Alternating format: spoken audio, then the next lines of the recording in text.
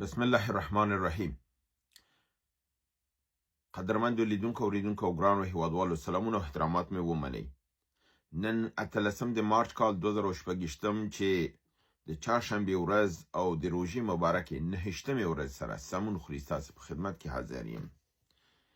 د نن ورځې موضوعات زموږ د پاکستان او د افغانستان کړکېچ او پر افغانستان باندې د پاکستان بریدونه او بیرته د اسلامي امارت د اتلو قهرمانو ملي اردو لخوا غاښ ماتونکي ځوابونه. همدارنګې په نړۍ موضوعات دي د ایران او د امریکې ترمنځ تازه خبرې، همدارنګې د عربي نړۍ د خوا نه تازه خبرونه، د نړۍ د نور ګډ نه نور خبرونه دي چې تاسو دا کوم تاسو سره شریکوم. دا ټول ډېر جالب دغه دي. انشاءالله چې هیله ده تر اخره پورې برنامه وګورئ او د دوستانو سره هم شریکه کوي. راځم اوله کې د افغانستان باندې د پاکستان برید چې په ننګرهار او په کابل کې شوی و، دواړو ځایونو کې مرګ ژوبله اړولې وه. په کابل کې د معتادینو یعنی د روږدو روغتون باندې بم اچولی و. کوم شی چې پاکستان وایي چې دا صحیح نه دی، څنګ کې د کوم نظامي ډیپو وه هغه مونږ وهلې ده، هغه ډیپو انفلاق کړی دی، دا شفخانه پې لګېدلې ده، مونږ دا کار نه دی کړی. او ریفرنس هم دوی کوم یو مصاحبه ده د باډیګارد د دغې روږدو کسانو چې هغه بستر دی، د بستر کې ورسره کابل کې چا مصاحبه کړې ده، د هغې په خوله باندې ریفرنس ورکوي. ما په خپله د هغې افغان ورور مصاحبه نه ده لیدلې، خو ما صرف عکس لیدلی دی چې هغه هم د پاکستاني میډیا ښوده چې دغه عکس دی، دغه کس دی، د مصاحبه کړې ده او دا وایي چې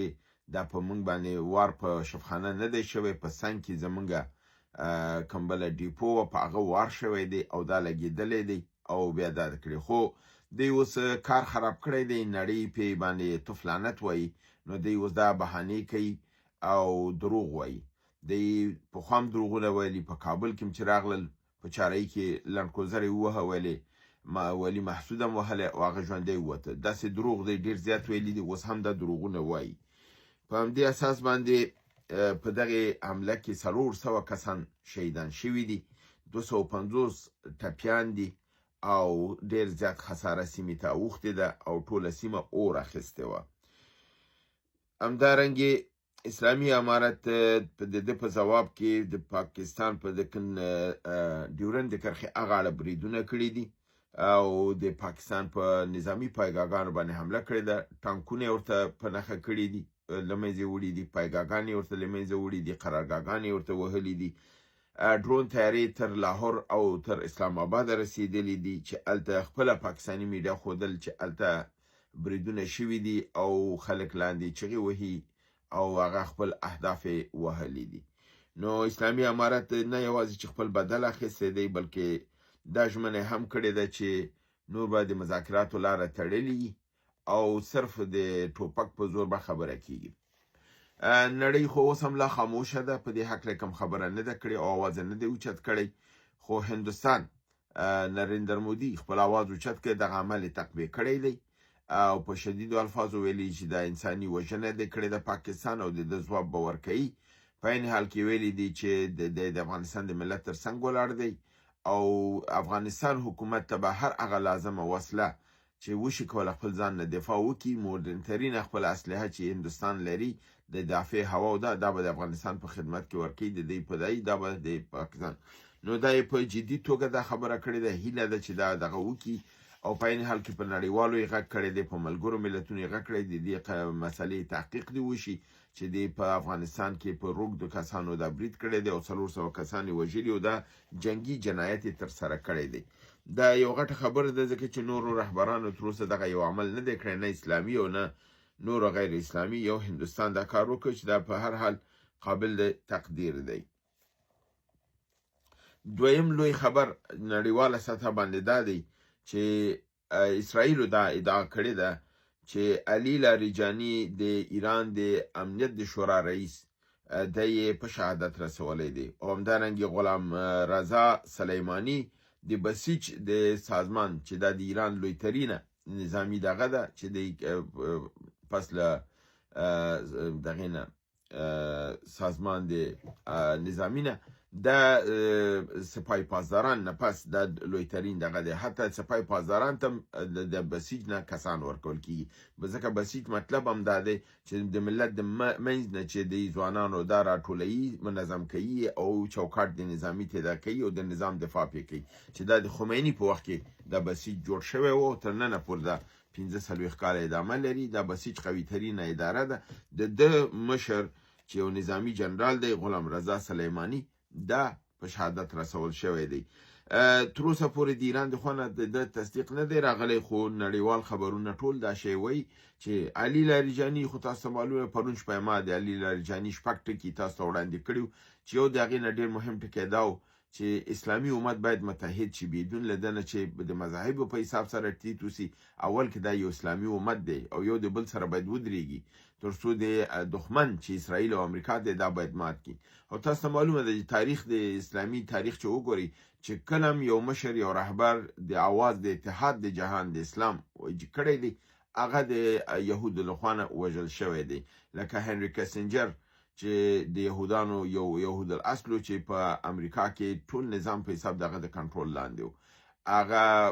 په روسه کال 100 کلن مړ شو او وزیر خارجه د امریکا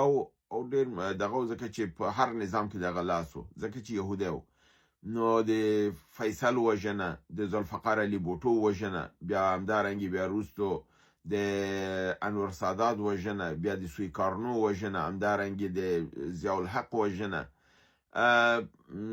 په دا رقم ته چې څومره تاسو د اسلامي نړۍ کې هغه رهبران چې دوی د فرضاً د یو اتحاد اواز اوچت کړی دی، د لوی اسلام پان اسلامیزم اواز اوچت کړی، هغه وژل شوي دي. نو په دې رقم علي لاریجاني پرون په ټول اسلامي امت غږ کړی و چې باید سره متحد شو، لاس سره یو کړو، دښمن به موږ وهلی شو. او دی رښتیا ویلی، دښمن وهلی شو. هسې تاسو ورته تسلیم هستئ. که تاسو لاس را سره یو کړئ خو نور هم کار اسانیږي. نن یې هغه په شهادت ورسو. که ژوندی نو الله دې ورته اوږد عمر ورکړي چې د ملت او د اسلامي امت په درد وخوري. او که شهادت یې اخیستی، داسې په اسلامي تاریخ کې ډېر سالاران شهیدان شوي دي او د قافله خپل په مخ کې تللې ده، ځکه یې دې قافلې پاسدار او دغه چې دی لوی رب العزت دی. نو د دې لپاره دا لویترین خبرو د نن نړیواله سطح باندې چې ټولو لاس په لاس کوو، ځکه علي لاریجاني یو عادي کس نه و، ډېر با تجربه او د غرب په نبض باندې پوهېده او عمل یې کوه. همدارنګې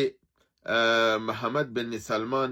د مصر د دیکتاتور سره یعنی السیسی سره خبرې کړې دي، ځکه پرون تاسو ته معلومه چې د السیسی سره د ایران مشر پزشکیان هم خبرې کړې وي. نن ورسره محمد بن سلمان خبرې کړې او مصر دا ویلي چې د قطر، اردن او د امارات سره چې هر قسم مرسته وي دوی به دا مرسته ورسره کوي او د دې هغه ضرورت به رفع کوي. چې مصر دا قوت د کوم ځای نه پیدا کوي والله اعلم، خو کله چې داسې ناګهاني او مملکت سر راجګي او نور څه کوي، د لا شاته هم استخباراتي کارونه وي چې څه لوبه ده والله اعلم.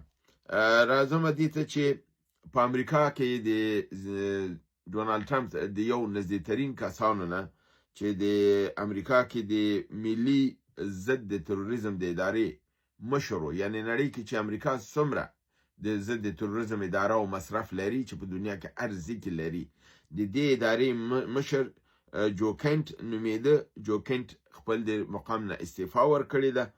او ده دا ویلي دي چې دا کم جنگ چې په ایران کې روان دی دا هیڅ معجزه جنگ نه دی، دا بې دلیله دی او دا جنگ باید ډېر زر متوقف شي. دا جنگ د امریکا جنگ نه دی بلکې دا د اسرائیل جنگ دی. امریکا په غاړه اخیستی دی، موږ د اسرائیل غلامان نه یو، موږ آزاد امریکا یو، موږ باید ځان لپاره خپل پالیسي ولرو. په همدې اساس باندې استعفا یې ورکړې ده. ویلي دي چې د ایران لپاره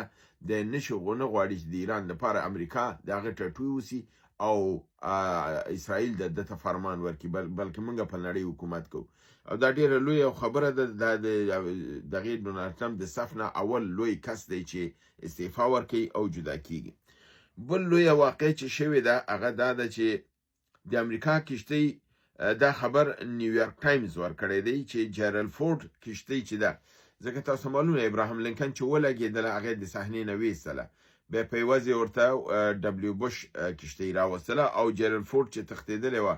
یونان ته دی بیرته راوستله او دې کې تاسو ته معلومه قصه مې تاسو کړې وه چې هغه افرادو چې کې کار کاوه خپل کمودونه یې بند کړي وو چې لپاره دې چې بهانه جوړه کړي دې نه وځي بیا دې وتي وتلي یونان ته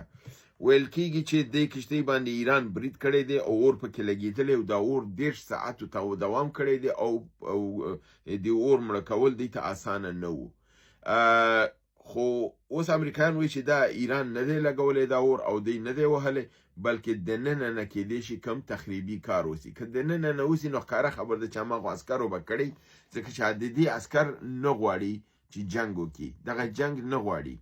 د لپاره یې تیر ځلې کمود بند کړی و په دې کې 15,000 عسکر دي او 1,500 نفر نور په دې کشتۍ کې کار کوي 6,500 کسان په دې کشتۍ کې دي او دا ډېره زیچ او ډکه کشتۍ د ده کې اوس د دې دا د اتاقونه ټول اور اخیستی دی د دې بسترې سوي دي د سیستم سوی دی او حتی تر دې پورې پیشبیني کېږي چې دا خو یې اوس د صحنې نه دم ویستله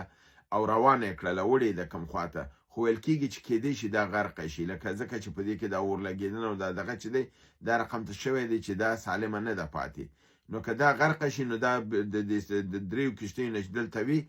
دا دوه خو یې لاړلې یو ډبلیو بوش پاتې ده او یو دانې بله نه وي امریکایان اوس دلته غواړي راولیږي چې امریکا د لوی کشتیګانو په مجموع بعضې راپور کې 7 دانې دي چې وی لري او په بعضې راپور په اساس باندې 11 دانې دي چې لري ځکه دې غټو کشتیګانو نه چین 3 دانې لري روسیه 1 دانه لري روسیه دې کشتیګانو ته اعتقاد نه لري هغه وایي دا خطرناک ده چې ولګېږي ډېر زیات خساره هغې نه جوړوي 1 دانه یې جوړه کړې نو امریکایان د دې باندې افتخار کوي چې دا زما روغه بیړۍ د نړۍ کې ګرځي او هر ځای فتح کولی شي وهلی شي نو د دې دا بیړۍ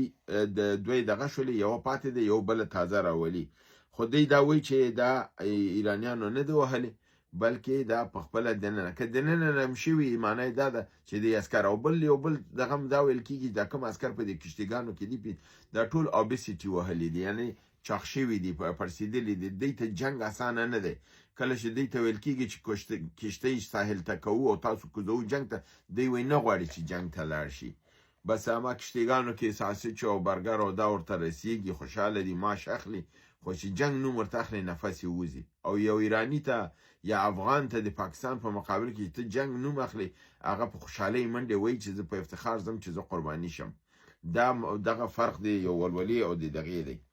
نو دا کشتیم دغه شوې ده وهل شوې ده او ټي آر ټي ورلد یعنی د روسیې خبر رسانه اخبار او تلویزیون دا ویلي چې په دغه کشتۍ کې د عساکرو ټولې کوټې او بسترونه ټول مکمل سوځېدلي دي اوس د دوی د خوب لپاره شی نه لري او کشتۍ هم امکانات د شته چې دا ډوبه شي او له منځه لاړه شي همدارنګې د اردن پادشاه ملک عبدالله د قطر او د امارات متحده نه رسمي لیدنه کړې ده او هلته د دې مشرانو سره یې لیدلي دي په مشترکه یو بیان کې چې د امارات متحده او د اردن د خوا نه نشر شوی دی دی ویلي دي چې عرب ممالک د اسرائیل او د امریکا د دې جنګ د ایران په مقابل کې چې دی د دوی حصه نه دي او نه به هېڅکله د حصه شي چې دا یو ډېر ښه خبر دی چې خدای وکړي همدغسې دوی دغې او په دې سره دوی ودرېږي او د پاکستان د امریکا په دغه باندې ونه غولېږي دا یو ډېره لویه خبره ده بل خبر دا دی چې کوریای شمالي 10 میزایله د کوریای جنوبي د فضا نه سیند ته غورځولي یعنې د کوریای جنوبي غاړې ته غورځولي دي په دې رقم سره دوی غوښتي دي چې د کوریای جنوبي دافع هوا سیستم ټیسټ کړي چې آیا دوی دافع هوا لري یا نه ټول امریکا وړي دي اسرائیل ته که یي نو هغې دا میزایلونه ولي نو دا میزایلونه ټول د فضا د کوریا نه تیر شوي دي او هغه سیند ته لوېدلي دي او دی اوس کوریای شمالي وایي چې کوریای جنوبي دافع هوا سیستم نه لري یعنی فضای آزاده ده او کله چې دی وغواړي حمله پې وکړي ووایي یعنی دی اوس کولی شي چې دا هغه نقطه ده چې امریکا او کوریای جنوبي لپاره قابل دی درک او وارخطایي ده ځکه چې دوی دغه حالت نه غوښته کوریای جنوبي ورته ویلي چې که ته مانه دا شیان وړې نو زما وجود به په خطر کې کېږي خو هغه ترې نه ویوړه ځکه هغې ویلې ستا نه ماته اسرائیل ډېر ګران دی زما اصلي بچی دی نو هغه اصلي بچي ته شیان ترې وړي او دا ناسکه بچی چې کوریای جنوبي ده د لوسر له غړنده پرېښې ده همدارنګې د ایران په بریدونه چې په عربي څانګو باندې شوي دي، دوبۍ هوایي ډګر باندې چې برید شوی دی د پټرولو ذخیرې اور اخیستی دی، او دا د جنگ نه تر اوسه پورې دا درېیمه حمله ده چې ایران په دې سیمه باندې کوي. سعودي دغه متحده امارات بله دا خبره هم کوي چې تر اوسه پورې 294 بالستیک میزایلونه په خاوره باندې راغلي دي، هغې کې 15 کروز میزایل دي او 1400 په دې کې ډرونز راغلي دي. نو 1400 په دې کې ډرونز دي، دا په دې لګي دي. بحرین ویلي دي چې تر اوسه 115 میزایله د ایران د خوا نه راغلي دي او په دې او 302 ډرون راغلي دي او 40 کسه مړه شوي دي. او سعودي وایي چې ایران تر اوسه پورې 210 دغه ډرون په دې باندې فایر کړي دي او 10 میزایل یې فایر کړي، چې دې جملې نه 18 ډرون هغوی انټیسیپیټ کړي دي، یعنې مخې ورته نیولې ده، او دا نور چې دي دا خپل ځایونو کې لګېدلي دي او 10 میزایل هم لګېدلي دي. او د نیشنل انټرست بین المللي اخبار وایي چې سجیل خطرناکترین میزایل دی، ځکه چې اوس ایران سجیل رئیس دی په اسرائیل لګی، نو دی ویچ دا خطرناکترین میزایل دی، دا 2.5 کیلومتره فضایی سفر دی ده، او دا کولی شي مصر، سودان، یوکراین، هند او اروپایي ساحې ووهي. دا اول ځل لپاره په 1990 کې دا رونمایي شوی، یعنی خودل شوی، او اولین تست د دې سجیل په 2008 کې شوی، بیا پس د هغې نه د ارتقایي دوره مخ په زیاتېدو شله، یعنی 400 بیا 800 اوس 2500 ته رسېدلی، او دا قابلیت د انتقال د بم اتم هم لري، او دا کولی شي اسرائیل په ډېر اسانه باندې هره نقطه ورته ووهي، او په اروپا کې هر مملکت سره چې دا وار کولی، ځکه چې اوکراین د اروپا هغه اخره خواته دی، نو د دې لپاره د اروپا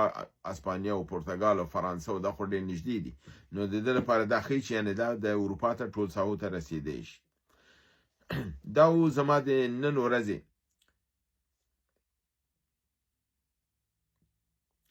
یو خبر رشته بل هم پاتې دی چې هغه د په اساس د راپور د روسیې د استخباراتو راپور دی چې ویل کېږي ایران په حملو کې د اسرائیلو 11 ساینسدانان وژل شوي دي، 6 لوی جنرالان نظامی وژل شوي دي، د ډمونا اتومي مرکز وران شوی دی، اته بعضې څو ته د لاسرسی نشي درلودلی، هغه کاملا پې مسدود شوي دي. 190 هوایي قواو افسران او سایمنسبان وژل شوي دي، 422 نظامی سایمنسبان او عسکري وژل شوي دي، او د خفیه استخباراتو نه 22 عساکر وژل شوي دي، چې دا په حساب د ایران په وژنه چې دوی څومره کړې ده. اوس که روحاني په مقابل کې د خامنه‌ای په مقابل کې نتنیاهو ور حساب کو، او همدارنګه چې تیر ځل 14 ساینسدانان وژلي، 11 ساینسدانان ورته حساب کو، د ایران د جنرالانو په مقابل کې 6 جنرالان ورته حساب کو، د اتومي مرکز په مقابل کې ورته ډیمونا مرکز حساب کو، د 130 فضایی افسرانو او جنرالانو مقابل کې د ایران نظامی جنرالان، نو ایران هغه خپل حساب برابر کړی دی، خو د ایران پیسه کې غوغا ډیره ده او د اسرائیل خاموشي ده. دا راپور روسانو جوړ کړی دی او نړۍ ته وړاندې کړی دی. نو هیله ده چې دا برنامه وګورئ، خوښه کړئ او دوستانو سره شریکه کړئ. تر بل برنامې چې بیا ستاسو حضور ته حاضرېږم، تاسو په لوی پروردګار د عالمینو سپارم، وما علینا الا البلاغ.